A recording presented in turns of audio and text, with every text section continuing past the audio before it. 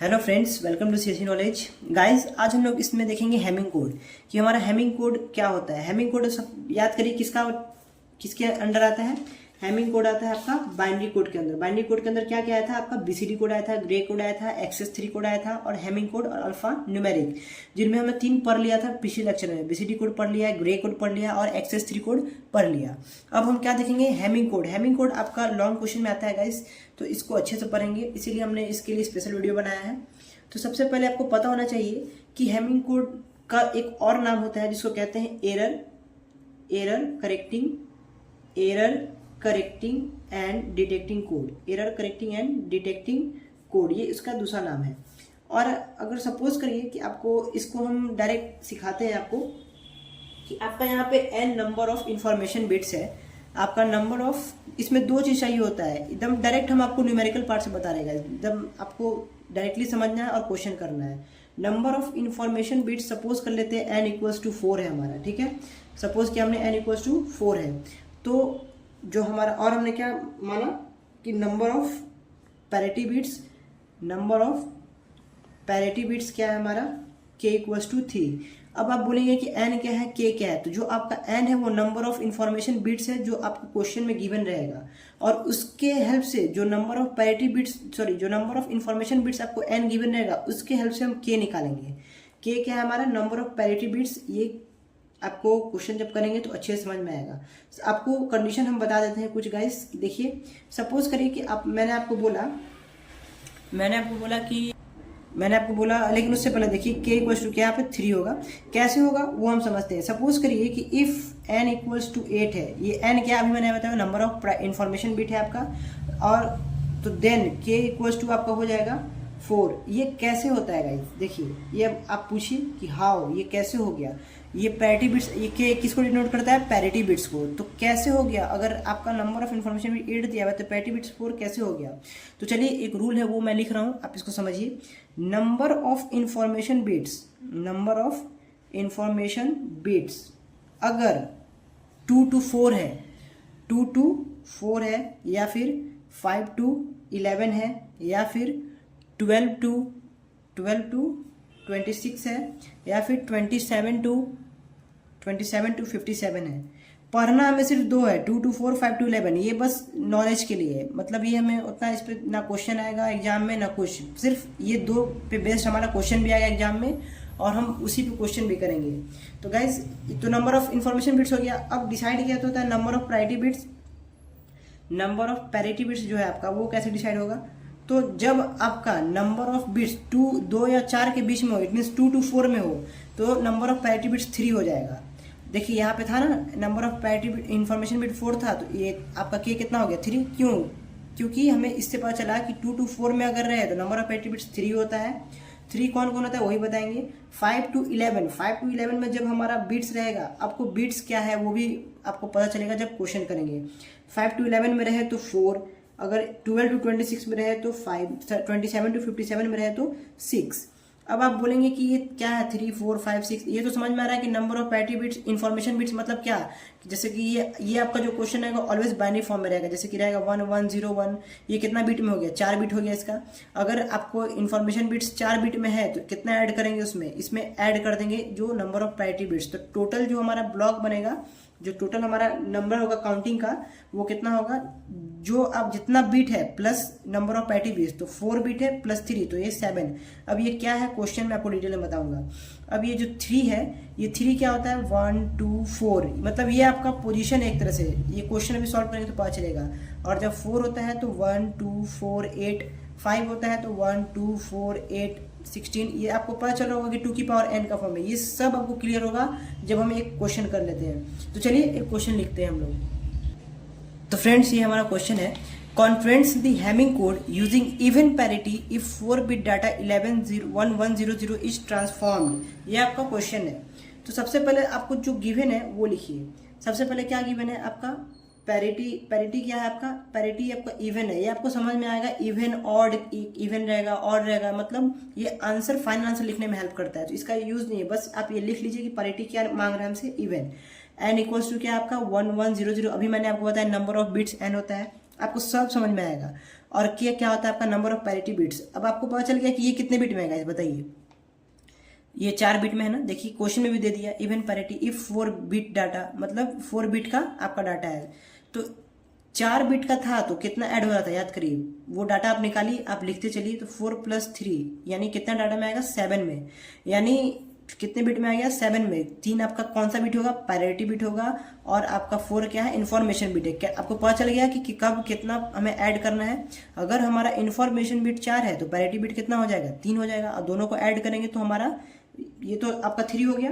अब क्या करेंगे कि हमें ये पता चला कि कितने डिजिट तक हमारा संख्या नंबर जाएगा। इसको किससे डिनोट करते हैं, पी। अभी इसका लोकेशन कैसे पता चलेगा, 3, ये जो पैरिटी बिट है इसका लोकेशन कैसे पता चलेगा, 2 की पावर n से। कैसे, जो 2 की पावर n का पोजीशन आता है वहाँ पैरिटी बिट लगेगा। तो आपका कितना पैरिटी बिट यूज हो रहा है, तो आप 3 हो रहा है। तो 1 2 4 याद करिए, 1 2 4 8 जाता है ना 2 की पावर n। तो वहाँ आप P1 लिखेंगे, P2 लिखेंगे। जहाँ भी पैरिटी बिट नंबर में आए तो वहाँ P1 P2 P4 parity bit P, ठीक है, ध्यान रखिएगा।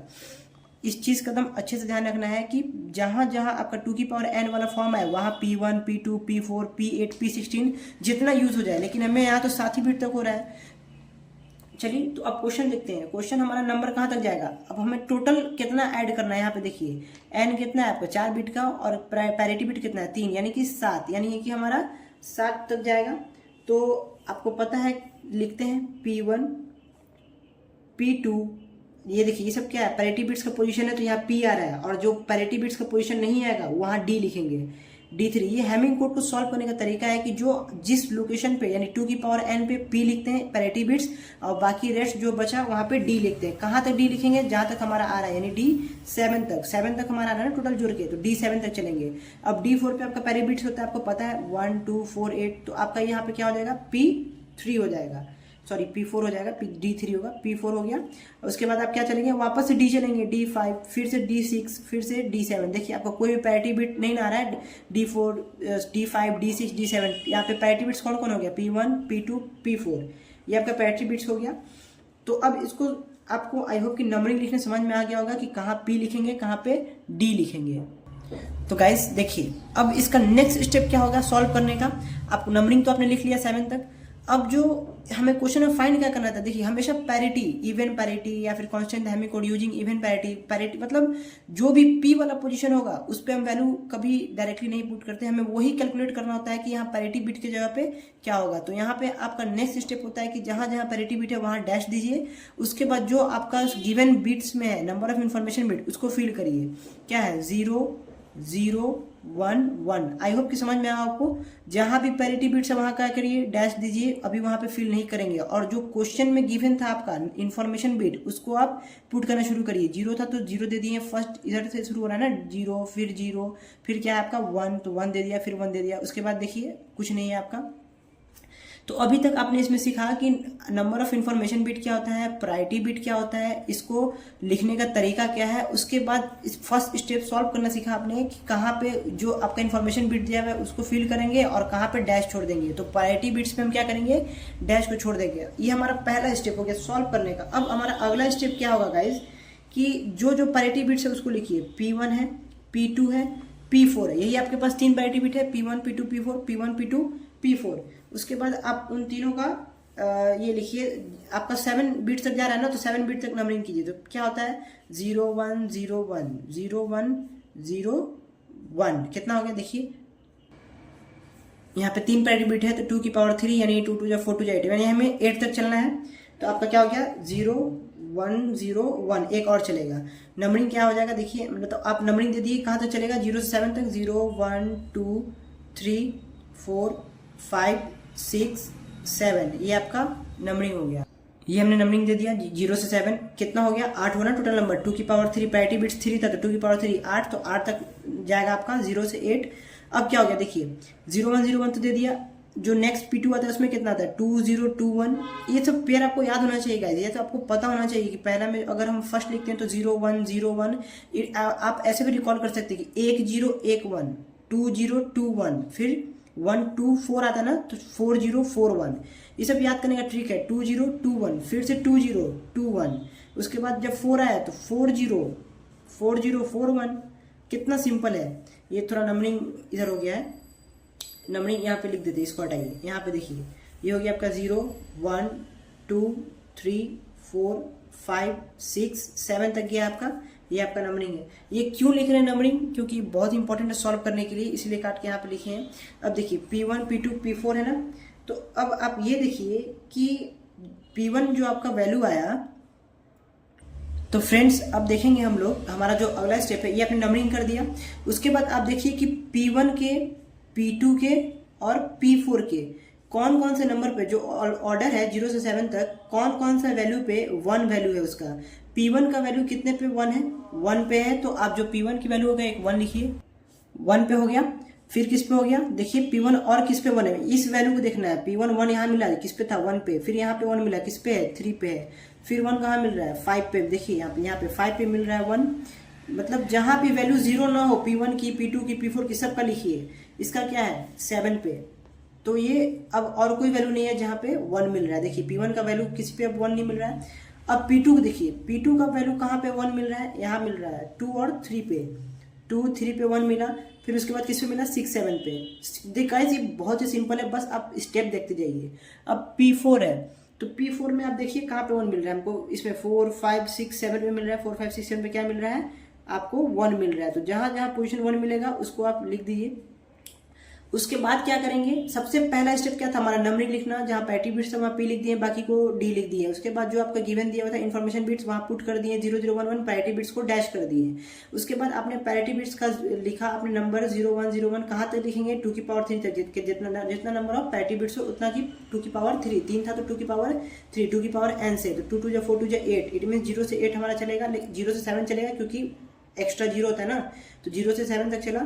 उसके बाद क्या होता है, आप देखते हैं कि 1 किस पे मिल रहा है, P1 के पूरे वैल्यू पे 0 1 0 1 0 1 जो है किस किस वैल्यू पे आपको 1 मिल रहा है। तो 1 पे मिला, 3 पे मिला, 5 पे मिला, 7 पे मिला, 2 पे किस पे मिला, तो 2 पे मिला, 3 पे मिला और 6 7 में मिला, और इसमें किस में मिला P4 में 4 5 6 7 में मिला। तो ये वैल्यू हम लिख दिए। तो गाइज यहाँ तक अभी तक हमने ये किया। उसके बाद क्या होता है, तो उसके बाद आप देखिए कि आपके क्वेश्चन में जो गिवन है, ये आपने जो ये बनाया है चार्ट, ये देख रहे हैं आप P1 से D7 तक। आप देखिए कि 7 के नीचे क्या है, आप यहाँ पे 1 2 3 4 है, तो सबसे पहले राइट से लिखना शुरू करिए। 7 के पोजीशन पर क्या है, 7 के नीचे क्या है, D7 के नीचे 1 है, तो 1 लिख दिया हमने। 5 देखिए, 5 के पास क्या है 0, D5 के पास क्या है, लेकिन यहाँ पे D5, यहाँ 5 है ना, तो D5 के नीचे 0 था तो 0 लिख दिए। अब यहाँ पे क्या है 3, तो यहाँ पे D3 है, D3 के नीचे क्या है 0, तो यहाँ भी 0 लिख दिए। अब क्या है 1, इधर से चलना है आपको गाइस, इस बात का ध्यान रखिए। 1 है आपका, क्या है P1 पैरिटी बिट्स था ना, तो अब आप पूछेंगे ना कि इस डैश की जगह क्या होगा। तो गाइज अब आपको समझ में आएगा कि यहाँ पे जो क्वेश्चन में इवन पैरिटी बोला था, इवन और ऑड का क्या मतलब है, अब आपको समझ में आएगा जब आप यहाँ पे क्या फिल करेंगे, जो क्वेश्चन में दिया हो पैरिटी फिल करने के लिए। ये क्या बोला है क्वेश्चन में कि इवन पैरिटी, इवन मतलब क्या हो गया कि आपका नंबर ऑफ 1 क्या होना चाहिए, इवन होना चाहिए। तो आपका इवन बनाने के लिए क्या करना पड़ेगा, यहाँ पे 1 पुट करना पड़ेगा। क्यों, क्योंकि अगर आप यहाँ पे 0 पुट करिएगा तो ऑड हो जाएगा ना, और 1 पुट करिएगा तो यहाँ पे क्या हो जाएगा, वैल्यू इवन हो जाएगा। इसीलिए बोलते हैं गाइज कि कुछ चीज़ें हैं जो लास्ट में समझ में आती है। आई होप कि अब क्लियर हो। अब देखिए 2 3 6 7 है, तो आप खुद से फिल करके एक बार देखिए वीडियो पॉज करके। तो 2 की जगह पे हम क्या करेंगे, हमारा जो P2 है वहाँ पे, अगर आप इधर से चल रहे हैं तो इधर से भी चल सकते हैं, कोई दिक्कत नहीं है। P2 है तो यहाँ पे डैश दे दिए, यहाँ पे 3 है तो D3 के नीचे क्या है 0 है, और 6 के नीचे क्या है तो आपको 1 है, आपका 7 के नीचे क्या है तो 1 है। तो अब यहाँ पे क्या होगा, ऑब्वियसली बात है कि यहाँ पे 0 होगा। क्यों, क्योंकि अगर 0 नहीं लगाएंगे तो ऑड हो जाएगा, और अगर 0 लगाएंगे तो ये हमारा इवन रहेगा पैरिटी बिट्स। आई होप कि आपको समझ में आ रहा हूँ। अब उसके बाद क्या है 4 5 6 7, तो यहाँ पे देखिए 4 का क्या है, 4 के नीचे डैश है, आपको पता चलेगा कि क्या लगाएंगे। 5 के नीचे क्या है 0, तो 0 लिखिए। 6 के नीचे क्या है 1, तो 1 लिख दिए। और हमारा 7 के नीचे क्या है, देखिए 1 है, तो यहाँ भी 1 पुट कर दिए। अब आप समझ गए होंगे कि इसको इवन बनाने के लिए क्या करना पड़ेगा 0।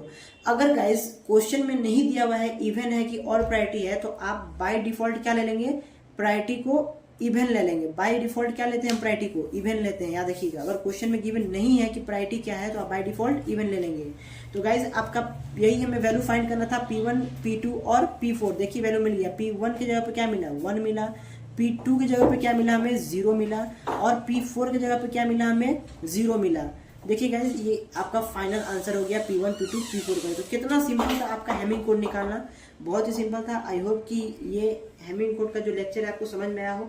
गाइस मैं एक क्वेश्चन और दे रहा हूँ जो 8 बिट का है, उसको आप खुद से सॉल्व करेंगे, नहीं आएगा मुझे कमेंट में बताएंगे, मैं आपको उसको सॉल्व कराऊंगा। तो गाइज ये क्वेश्चन आपको खुद से करना है। क्या है? Construct the Hamming code if 8 bit data is transferred. यहाँ पे कितना बिट डाटा दे दिया? 8। तो आप पढ़े थे कि जब आपका 2 to 4 रहता है इंफॉर्मेशन बिट, यानी कि जो आपका n का कितना नंबर ऑफ संख्या रहता है 2 और 4 के बीच में रहता है, तो पैरिटी बिट्स कितना होता है? 3। तो अगर मान लीजिए 4 लीजिए तो 4 + 3 7 हो गया था हमारा टोटल, और नंबरिंग कहाँ तक गया था? D7 तक गया था। अब आपका बिट कितना है? 8 है। तो याद करिए 8 किसके बीच आता है? 5 to 11 के बीच आता है ना। 5 to 11 के बीच में अगर n की वैल्यू है तो नंबर ऑफ पैरिटी बिट्स कितना हो जाता था? +4 होता था। 5 to 11, 2 to 4 के लिए पैरिटी बिट्स +3, 5 to 11 के लिए पैरिटी बिट्स कितना? +4। इट मीन्स आपका यहाँ 8 बिट दिया हुआ है, तो टोटल नंबरिंग कहाँ तक जाएगा? 12 तक जाएगा। 8 + 4 यानी D12 तक आपका नंबरिंग जाएगा, जिसमें पैरिटी बिट कितना होगा? P1 P2 P4 और जाएगा, याद करिए P8। इसमें नंबर ऑफ पैरिटी बिट्स कितना हो गया? 4 हो गया ना। P1 P2 P4 P8, देखिए यही आपका नंबर ऑफ पैरिटी बिट्स हो गया। यानी 2 की पावर n के पोजीशन पे क्या लगाते चले जाएंगे? पैरिटी बिट्स लगाते चले जाएंगे, और आपको यही डैश कर देना है। बाकी जो आपका गिवन वैल्यू है, देखिए 8 वैल्यू गिवन है, टोटल नंबर 12 है, तो 4 तो खाली रहेगा डैश, और यही आपको फिर चार्ट बना के P1 P2 P4 P8 का, उसमें नंबरिंग कहाँ तक चलना है? 0 से लेके 11 तक चलना है, क्योंकि टोटल कितना है? 12 है। इसमें टोटल नंबरिंग कितना था? 8 से चले थे ना, तो 0 to 7 चले थे, तो इसमें 0 to 11 चलेंगे। तो आई होप कि गाइज आपको ये पूरा समझ में आया हो। आप इसका सॉल्व करिए और मुझे कमेंट में आंसर बताइए। ठीक है गाइज, तो आज के लिए इतना ही रहने देते हैं। थैंक्स।